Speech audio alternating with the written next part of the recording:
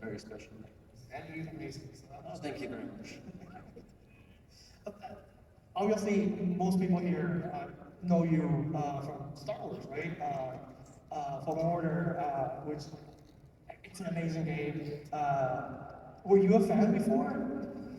Yeah, no, I was definitely a big fan of Star Wars growing up, and so that was like one of the main things that we used to play on the playground when I was a kid. Like all of us running around with Oh, yeah, of course. Pick up a stick, Yeah. you know, someone loses an eye, or, you know. No, I think I used to pretend to be more like Darth Vader when I was a kid. Your sister. Yeah, I think so. But it was cool because, you know, I got to fight Darth Vader, so that was cool. Well, run away from Darth Vader. Yeah, I think that that's very cool that you play it as a kid and then you get to kind of play in that world for a living as an adult. So that's very special. Would you like to play that character in live action?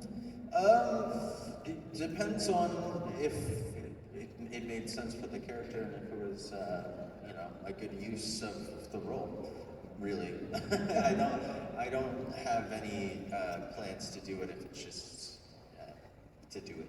Yeah. You know what I mean? Yeah. You need to protect that dynasty, that history, right? You know, that living history. So yeah, I totally understand. Yeah, and I also just think that it's important with any story to make sure that you're actually telling a story and developing a character. So that's always kind of the priority with me. Yeah.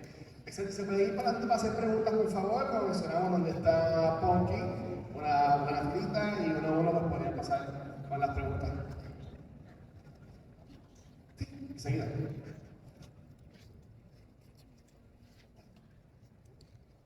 So hi Cameron, my name is Christian. My question for you is, how did it felt the first day stepping in as Cal Kestis? The first day, I don't know. I mean, I think the first day, I never really worked in like performance capture, like motion capture before. So that was kind of interesting because there's a lot of like different things that you have to do on a motion capture shoot. You have to shoot. You have to wear a suit. You have to wear this like strange suit that is like made out of like Velcro and stretchy spandex, and it's very kind of vulnerable when you first put that on because there's not a lot of hiding in that thing. And they have to like calibrate it.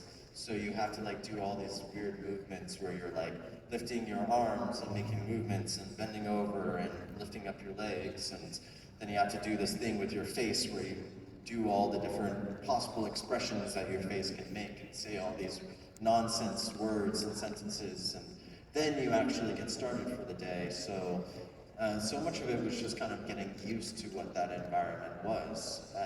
And then with any role as an actor, you have to forget about that and actually start paying attention to the character and the job at hand.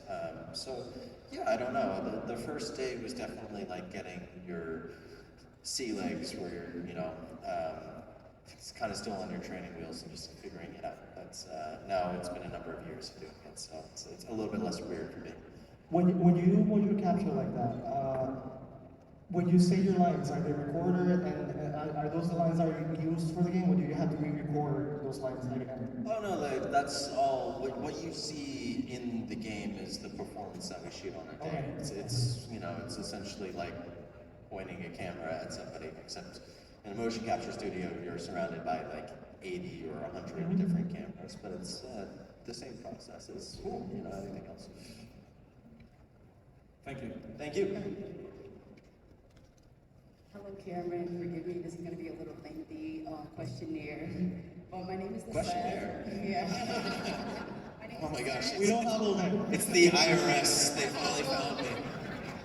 Well, first of all, I'm from Puerto Rico, and Thank you very much. I just want to say it's so interesting because not too long ago I just met up with Ethan and some friends at a bomba event. So to see you, cool. this is very exciting. Right on. And I wanted to take the opportunity to just ask you, you know, me being part of a gender fluid gay community, your character as Ian Gallagher resonated with me the most.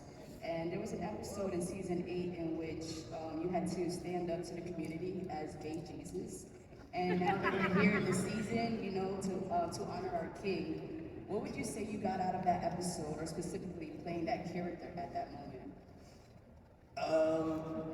I mean, yeah, it was interesting. You know, I'm not a writer. I was never a writer on the show. But we had a pretty big LGBT plus contingent in the writers' room. I would say that over half the writers were, you know, gay or somewhere on the spectrum. And there was a lot of consideration, and there was a lot of stuff that was specifically cracking them up, and jokes that they were putting in, you know, kind of for representation in their community, which I really appreciated. And it was fun to be able to explore that and kind of be, you know, at the forefront of having that conversation.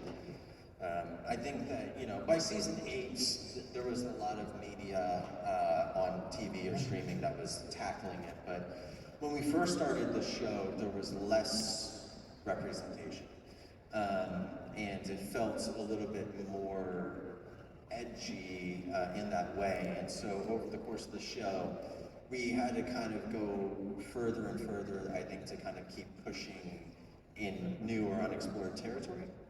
But that was definitely a very out there storyline, but one that, you know, it was fun. And so many of the people who were kind of in that group who were, you know, supporting actors or background actors for like that church or that episode specifically were like LGBT teens who had grown up watching the show and were very excited to come on and be a part of that. So I thought that was really cool. So yeah, it was fun. Thank you so much. Thank you. Hi, Cameron. My name is Marius. It's great to meet you, man. I love Cal Kestis. Oh, thank you very much. Nice to meet you. So basically, Dude on the Right took my question. I'm sorry. My right. I just wanted to know if there's any possibility we're going to see Cal Kestis on the big screen, either live action or animation, local or something like that. I don't know, man. I think you might have to take that question straight to Lucasfilm. Would you do it though? You know, I think it's just about whether it's right or not. It has to, you know, I think that if it is a good opportunity and it makes sense, then sure, let's. I do hope we get to see it. Thank you very much. I think we all do. Yeah. Thank you. Hey Cameron, my name's Gabriel. So before I knew you from Cal Kestis, I saw you in Gotham. Yes. Fun.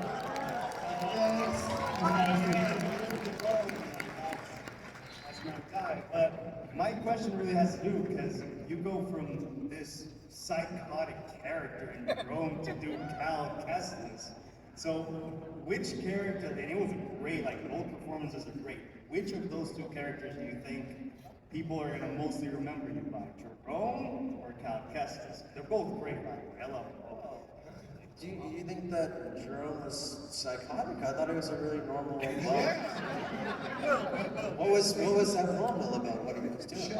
Yeah, he was cool. It was like he was a nice guy, I would say. Yeah, very friendly. Very friendly. Well adjusted. Yeah, I don't know, man. I don't think you can really be concerned with like what you're going to be remembered by, or I don't know. I think that all things are temporary and we're all gonna die one day. So I don't know. Is that the answer? Nothing matters, we're all gonna die. All right, have a good night, everybody. I don't know. But yeah, I mean, I appreciated being able to do that. I thought that was, you know, it was an honor. So yeah, I appreciate it. Thank you for liking it.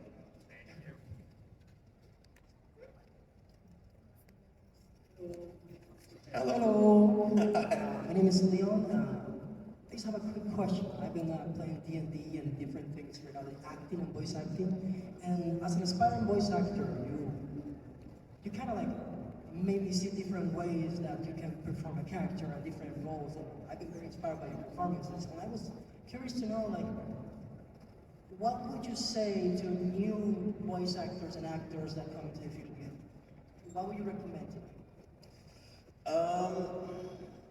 I mean, I think that specifically with voice, technique is really important and something that you should keep trying to learn and craft. It's ultimately your voice is an instrument, and instruments are limitless by nature. There's always more to learn and more to hone and more to craft. And I wouldn't really necessarily consider myself a voice actor ultimately.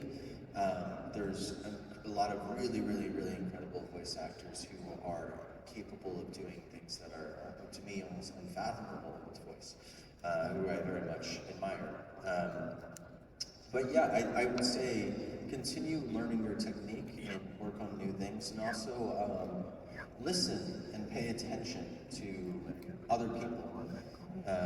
That can be something as simple as when you're sitting on like a bus or walking down the street or something, and you hear somebody with an interesting way of speaking or expressing, taking note of that and trying to replicate that on your own time. I wouldn't necessarily do it to their face. People don't always love if you're, imitating them, unless you're really good at it, in which case sometimes people find it flattering. But I don't know, just keep working on it. Why are you staring at me? Thank you very much. You're very welcome. Nice to meet you.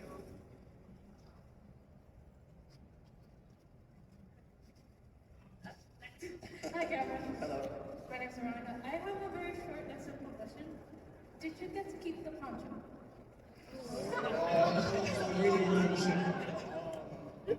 Well, they're mostly virtual. So, yes. No, I don't. I have a few ponchos in my collection. Yeah, but I'm always looking for more if you're offering.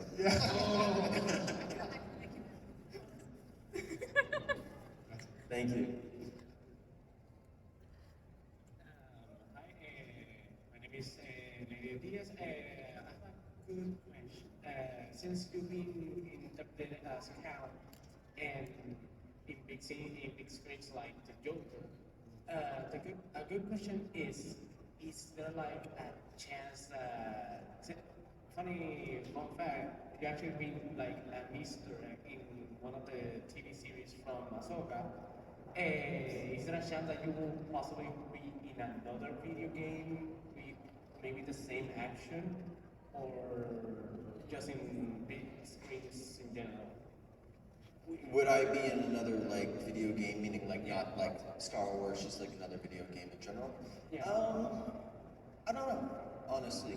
I'm not sure. It was never really a goal of mine necessarily. Like I grew up playing games and I like games a lot, and I think they're a really cool storytelling medium. But I also think it's kind of cool, like to maybe only work on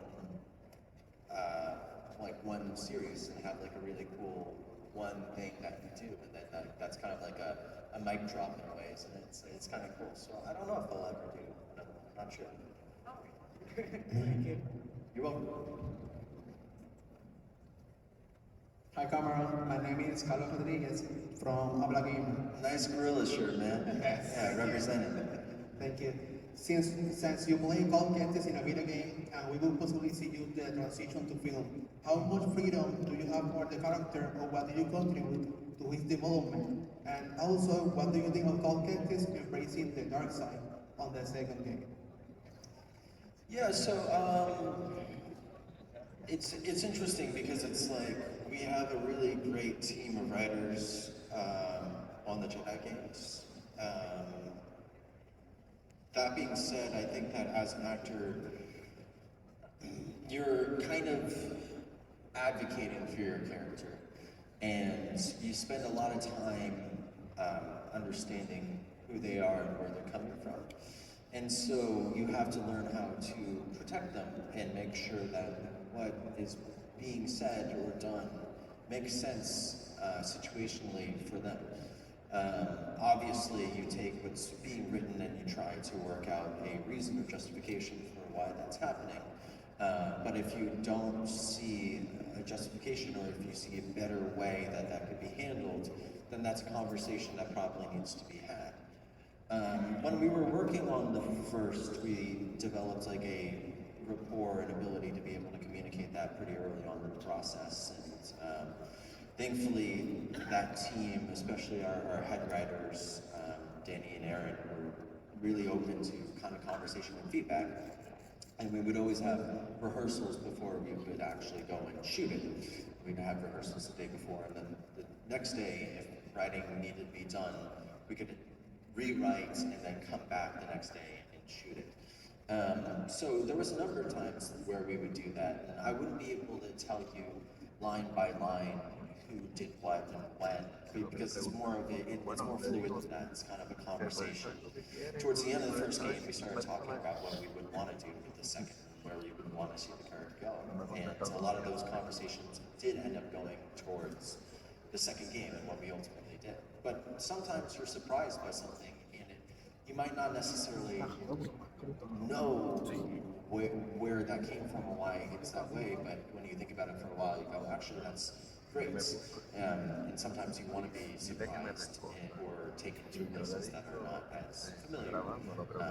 You have to push yourself outside of your comfort zone as well. So I don't know. I don't think that you can have a clear way of saying, oh, I contributed X percentage of this, really. But thankfully, they're always very open to having a conversation about it. Thank you. And the other one, what do you think of Call of Duty is embracing the dark side of the video game? Oh, I don't know. I don't know. I think it's too early to say.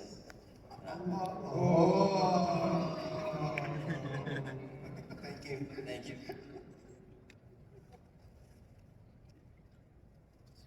Hi, Cameron. My name is Alina, and I'm from Carbess. I'm sorry. That's okay. So, coming from such a smaller type of fandom like Shameless, and then just getting thrown into this big, already stabilized fandom that is Star Wars, are you scared? Because I'm scared of Star Wars fans, and I've been a Star Wars fan for years. I don't think scared would be the right way to describe it. I think that cautiously optimistic, generally, with most things that you approach. If there's no sort of, intimidation, then you have to ask why you're doing something. Again, it's that thing of you don't want to be in your comfort zone all the time, and I would say that with any role, and I don't really particularly care about whether it's a franchise or not. Some of the most challenging roles are ones that are, not based off of anything or have an existing fan base. But really, ultimately, the way that I approach it as an actor is I care the most about the character and the story itself. And I felt like there was story to tell, and there was a unique angle to that story that I had not quite seen before. So that was what I thought was cool about it. Thank you so much. Thank you.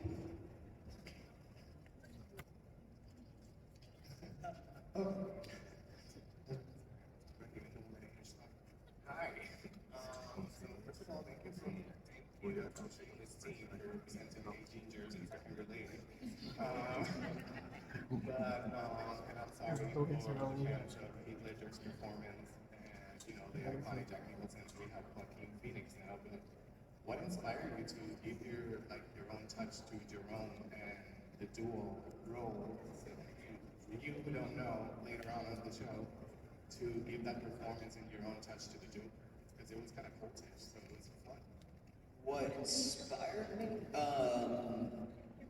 Given all the performances that we have already of the Joker. Right. I don't. Yeah, I mean, I think that ultimately, I grew up watching those performances, like anybody who likes comics and film, what he did with that role was truly incredible, and it was kind of a paradigm shift of performances of villains in films, and not just comic book films, but just film in general. It was monumental, and I think that Jack Nicholson before then was similar.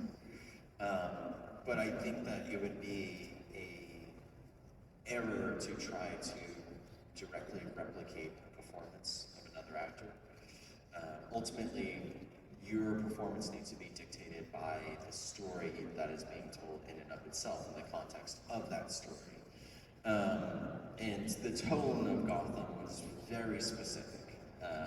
And so we had to modulate that performance in a way that was fitting for that tone, which was outlandish and silly, but sometimes disturbing, sometimes funny, sometimes strange. It was those things. And then learning how to chew the scenery, but also remain within the bounds of that world. So there was, suspension of disbelief, but it wasn't so far that it would ultimately break your ability to be able to watch it. So that was always a tricky balance to find with that character. So I don't know if I really answered your question, but I appreciate it anyway. You did, you're good. Okay, thank you. Hi Cameron, my name is Diego. I just want to know real quick, what was the toughest role that you had to perform, or how you see it in the peak of your performance as an actor? To be honest, the toughest roles were probably ones that had very little to do with the roles themselves. Not every set goes smoothly, and sometimes you have challenges filming things that are just kind of beyond any sort of expectations. I one time shot a film that I was hired 2 days prior to filming it, and I had 20 pages of stuff to prepare, and there was also a major worldwide pandemic happening simultaneously, and there were issues with the crew and budget and all these things that are just sort of beyond what you can really predict or control. And those kinds of shoots are really tough because actors are very front-facing, and people will ultimately kind of put it on the actors and say, "Oh, well, they're bad, and that's a bad thing." And it's tough sometimes because you're like, well, if anyone knew what this environment was like, they would go, "I'm surprised the movie was even able to be made," which also doesn't, you have to always do your best effort and try your hardest and do that sincerely.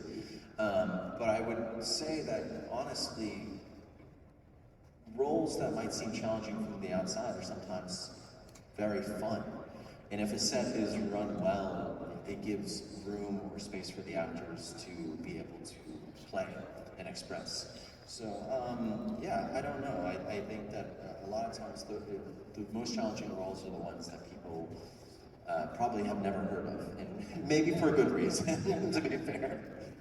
Thank you very much. Thank you. Hi Cameron, I'm Nora, and I just wanted to ask you, what was a scene that resonated with you from Shameless? One scene. Probably when Frank climbed out of the porta potty. When he came out of the toilets, and it just really moved me. It's a very emotional moment for me. Very formative, I would say. I don't know. Does that work? Cool, thank you. Hello there, Cameron. How's it going? My name is Jaime, and someone actually stole my question, so I'm going to ask how does it feel being in the very exclusive club of being a Jedi and also a version of the Joker, just like Mark Hamill is a Jedi and also a version of the animated Joker? It's true, yeah. It feels good. It feels good, Mark was the trailblazer for that, for sure, and I very much appreciate that. Mark also talked about really talented voice actors. Mark is a serious talent, and you know, he has roles and things that you wouldn't even necessarily expect, like what he did in Avatar, for example, was amazing. You know, so yeah, I mean, I guess all I can say is like it's an honor. It's really cool, and yeah, who knows? It's a two-person club. I just realized that. It's just you and Mark Hamill. Yeah, I guess That's awesome. As of right now, yeah, I guess so. Let's keep it exclusive and love your work, man. Thank you. Thank you very much. Hi, Karen. I just wanted to say that I loved your character in Gotham, and I think you are an amazing actor. Thank you. My question is, if you were to play a villain in a role in the future, which villain from the Marvel or DC universe would you like to play? Gosh, do I have to play a villain? I don't know. Because the problem is that so many have already been played before, and so right now, if I said someone, that they would be associated with someone else, you know. Who hasn't? I mean, there's never been a great adaptation of Doctor Doom, to be fair. Which I think would be, you know, that could be kind of cool.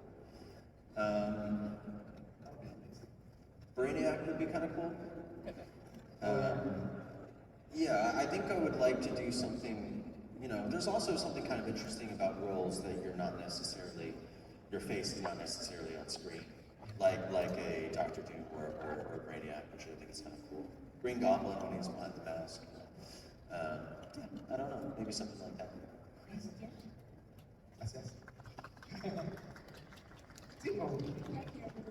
My question is, you played a bipolar queer character in Shameless. How did that role affect you personally, and how did you manage to, realize what's fake and what's reality?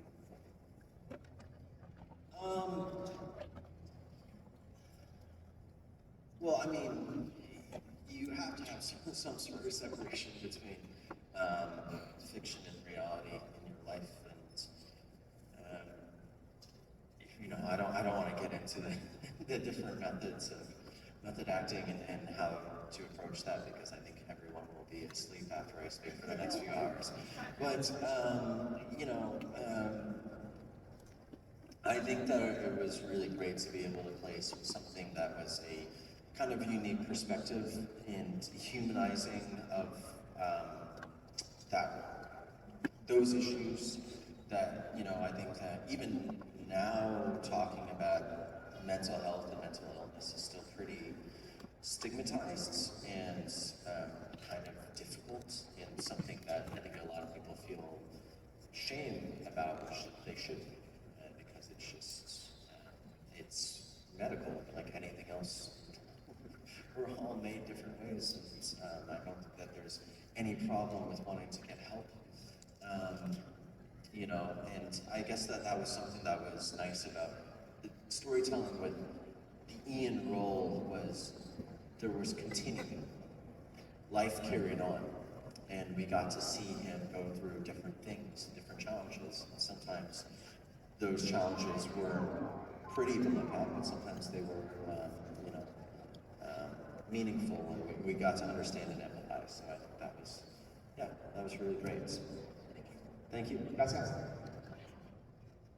Hey, Colin. Hunker, my question was already partially answered, because I wanted to ask if Hal will be again tempted by the dark side. But besides that, I wanted to have a little bit of your insight in what could be Bode's ultimate objective in infiltrating the Mantis room, because I feel that wasn't explored much in the second game, so I was curious about that. I mean, I think that's more of a question for Noshir, who played Bode, than it is for me, really. Yeah, I wouldn't want to be able to speak on another actor's character or their motivation, ultimately. Yeah, I wouldn't want to speak for somebody else. That's fair. Yeah.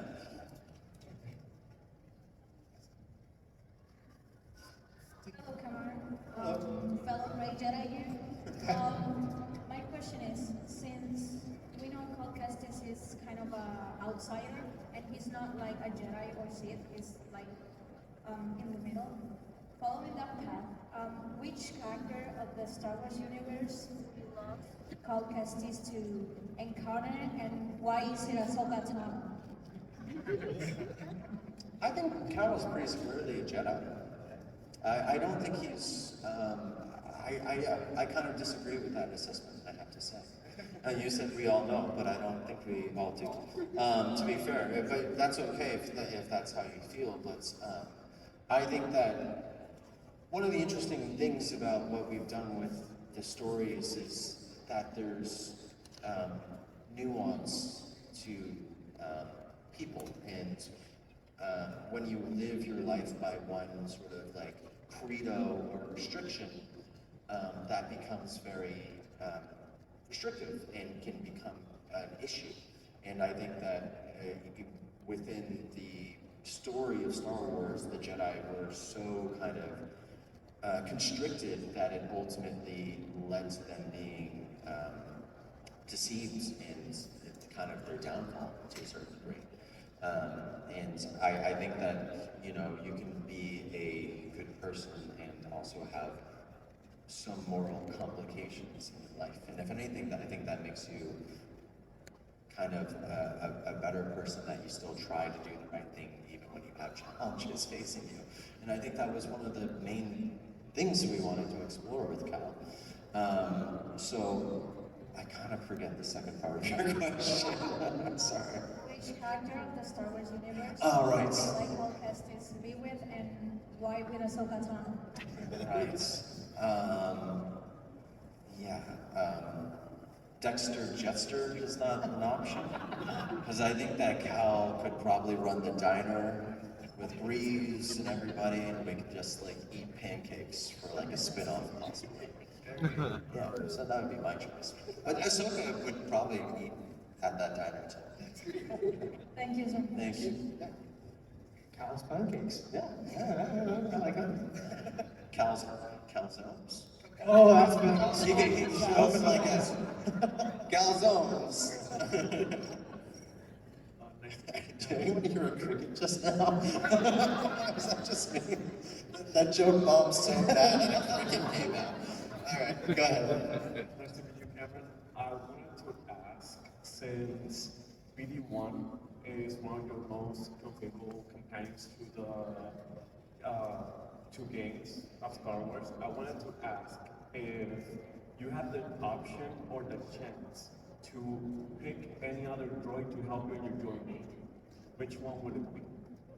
I would never cheat on BD with another droid. BD is the one droid in my life. That's it. He's the only droid for me. Thank you very much. Thank you.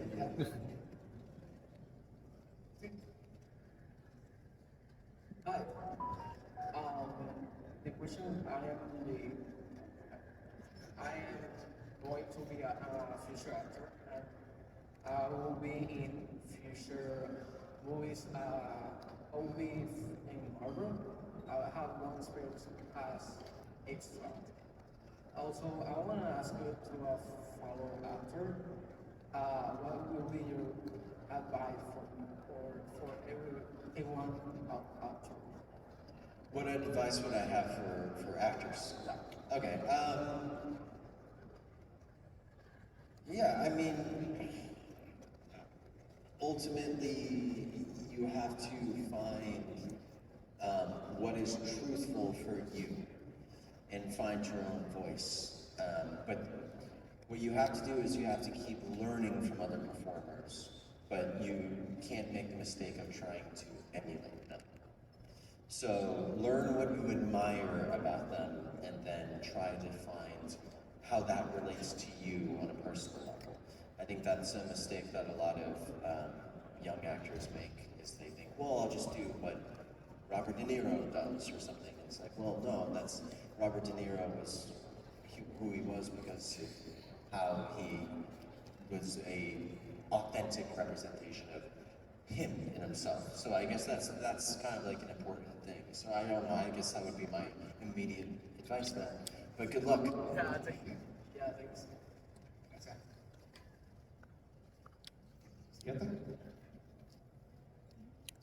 Hi, Cameron. My name is Alex. My question for you is, in the second game of Jedi Survivor, we had a special guest at the end, sort of the game, with side quests of the bounty hunters. I won't get into spoilers or anything, just in case. But besides him, would you like to see any other new, not new, but like already established Star Wars characters into the next game, like a little cameo sort of thing? I mean, I think, Sam Jackson has the best voice in the world, but I don't know if we would be able to afford him.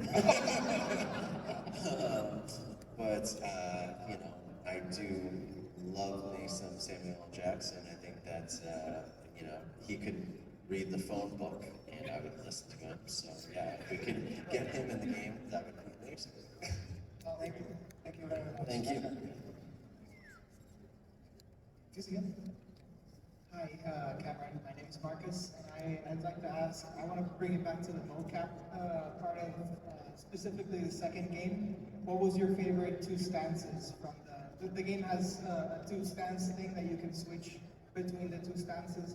What were your two favorite while shooting the mocap scenes? Well, things that are in the game are animation. So things that are in the cutscenes, the cinematics, are motion capture. So that was not, that's a team of hundreds of very talented people who are crafting that stuff. So I don't want to take credit for that. That being said, as a person playing it, I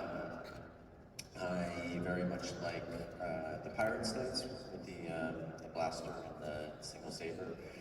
And yeah, I mean, I like the single saber, just kind of straightforward stance, because I just think that's very classic Star Wars as well. Thank you very much. Thank you. He wasn't asking for yours. Just kidding. The double side is cool too. It's cool too. Hey Cameron, my name is Ricardo. I hope you're having a very wonderful day. My question for you is, what do you think makes Cal Kestis a compelling protagonist? And what do you think sets your Jedi games apart from any other Star Wars content? What makes him a compelling protagonist? Yeah. Is that what you said? Oh, thank you for thinking he's compelling. Yeah, I think that's, again, kind of going into some of the moral gray area is interesting in Star Wars. While Star Wars is like mythic storytelling, and when it was initially conceived, it was sort of fantastical hero's journey, kind of a binary, more black and white thing. I think it's interesting in a modern world, in a modern context, to kind of recontextualize Cal as a person who's experienced trauma, and that's affected his outlook on life. And I think,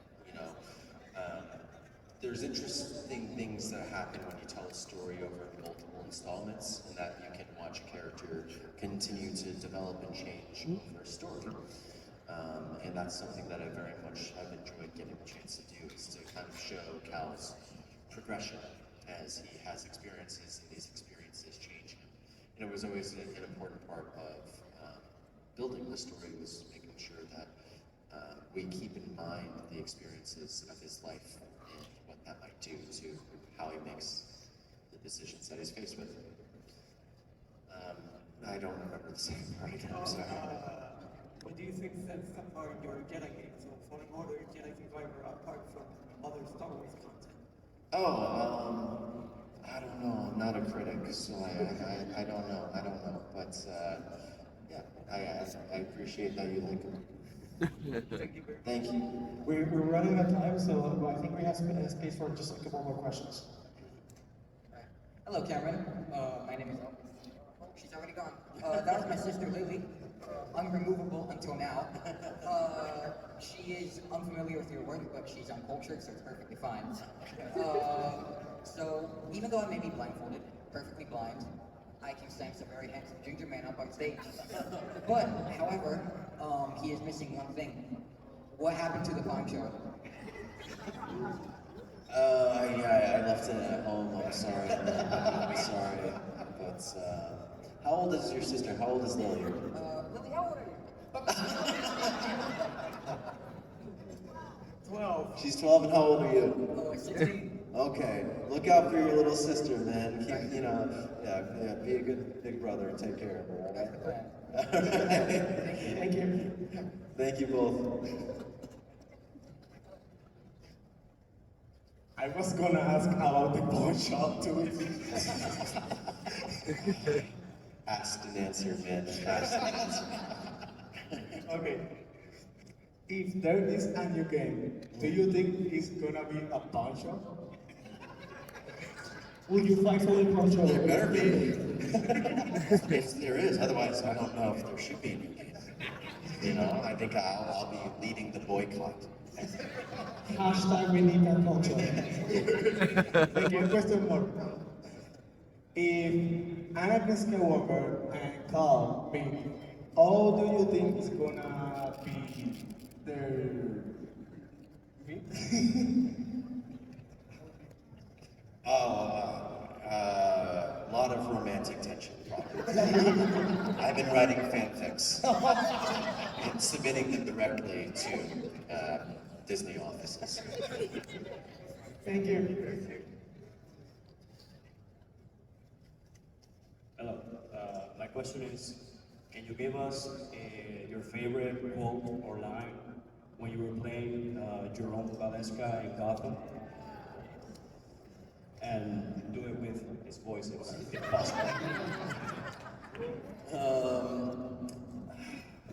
I genuinely don't remember a line. It's like a thing when I come to like a convention like this, people will ask me to like write down a favorite, and I always prefer people tell me their favorite because I genuinely have trouble remembering them. Yeah, I think. Is there a line you like? Yeah, is there a line you like? I don't remember the line per se, but it was the